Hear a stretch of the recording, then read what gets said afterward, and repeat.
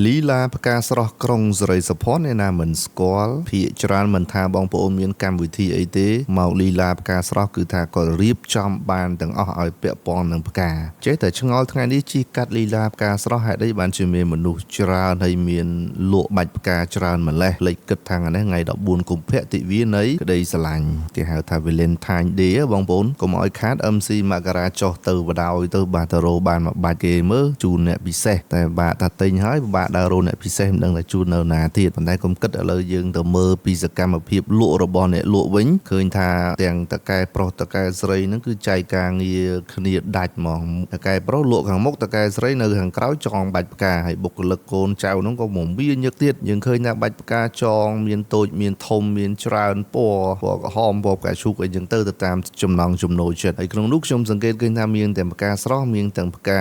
អត់ស្រស់គេហៅផ្កាកមូនអញ្ចឹងបងប្អូនចង់ទិញផ្កាស្រស់ក៏បានទិញផ្កាកមូនក៏បានតម្លៃតាមនឹងដែរចំណែកខ្ញុំមើលចុះមើលឡើងឃើញមកបាច់ដែរតើបងប្អូនពណ៌ក្រហមឆ្អិនឆ្អៅទិញមួយគេដែរទៅកុំឲ្យចាញ់ក្មេងៗគេថាយើងចាស់ហើយអត់មានអ្នកពិសេសស្រឡាញ់ហ្នឹងចាញ់ក្មេងៗទៀតអញ្ចឹងទិញមួយចាំជិះដើររោគអ្នកពិសេសបងប្អូនឃើញហាងលីឡាផ្កាស្រស់នៅជាប់លើជាលេខ5នេះដូចជាមិនមានទូកញ្ចក់អីត្រឹមត្រូវទេធ្លាប់តែឃើញហាងផ្កាគេចេញមកគឺស្តង់ដារ model អីអញ្ចឹងណាប៉ុន្តែលីឡាផ្កាស្រស់ទោះបីជា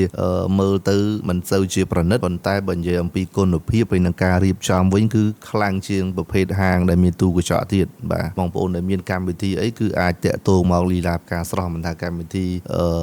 ជប់លៀងគូកំណត់អាពាហ៍ពិពាហ៍កម្មវិធីសប្បាយផ្សេងដែលត្រូវការរៀបចំផ្កាស្រស់គឺមកលីឡាផ្កាស្រស់មកធានាជូនបងប្អូនបទពិសោធន៍យូរឆ្នាំហើយបន្ទាប់ពីទិញផ្កាមួយបាច់បានហើយខ្ញុំមិនបង្អង់យូរទេជីដើររោគស្រីស្អាតដើម្បីជូនបាច់ផ្កាគាត់តែម្ដងជីចោះជីឡើងមកតាមផ្លូវសាកលវិទ្យាល័យបៀលប្រាយក៏ឃើញដូចជាមានហាងកាហ្វេមួយជីចូលផ្លុកខ្លាចជួបស្នេហ៍នៅហាងកាហ្វេឃើញបារីស្តា3នាក់និងនិស្សិតប្រុសស្រីជាច្រើនកំពុងតែអង្គុយនៅក្នុងហាងកាហ្វេគិរីងាកមើលបារីស្តាដំបងធ្វើមុខដូចស្អុយដល់ហើយសង្ស័យពីយប់អត់ល្ងុយមើលទៅចំណែកឯបារីស្តាមួយទៀតកំពុងតែញាប់ដៃញាប់ជើងទុកមុខញញឹមស្រស់ប្រឹមប្រៃញ៉ាតាក់ទាញម៉ួយហ្មងនេះហើយបារីស្តាមួយទៀតហ្នឹងគាត់ធ្វើមុខរៀងឆ្ងល់ឃើញខ្ញុំថតណាបាទអញ្ចឹងមាន3នាក់ហ្នឹងឯងខ្ញុំក៏ចាប់ផ្ដើមគិតនៅក្នុងបេះដូងថាជូនម្នាក់ណាចេះក្នុងចំណោម3នាក់នេះអញ្ចឹងសូមលាក់សិនហើយមិនដឹងជូនណាគេទេបងប្អូនគិតខ្លួនឯងណាបងប្អូនណាបាទតាក់តូនថ្ងៃ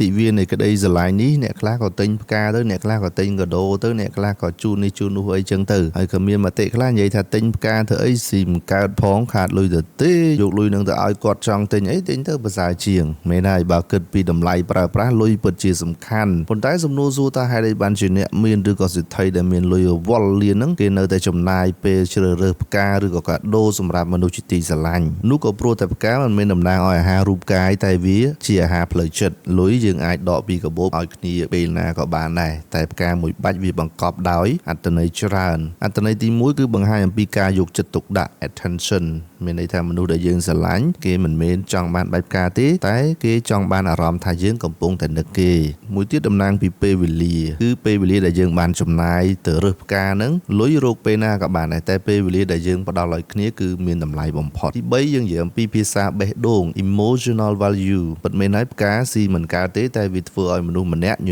ញឹមបានអាហារដែលញ៉ាំទៅឆ្អែតត្រឹមតែប៉ុន្មានម៉ោងក៏អស់ហើយតែស្នាមញញឹមនិងក្តីសុខដែលកើតចេញអំពីការយកចិត្តទុកដាក់វានឹងរស់នៅក្នុងការចងចាំអស់មួយជីវិតបងប្អូនដឹងទេកុំឲ្យអាភាពរវល់ឬក៏ភាពមហិច្ឆតាលុយកាក់ធ្វើឲ្យយើងភ្លេចផ្ដល់អាហារផ្លូវចិត្តឲ្យមនុស្សដែលក្បែរខ្លួនយើងលុយយើងអាចរកវិញបានតែពេលវេលាផ្អែមល្ហែមគឺត្រូវបង្កើតវាឡើងរីករាយថ្ងៃ Valentine Day ទាំងអស់គ្នាណាបងប្អូន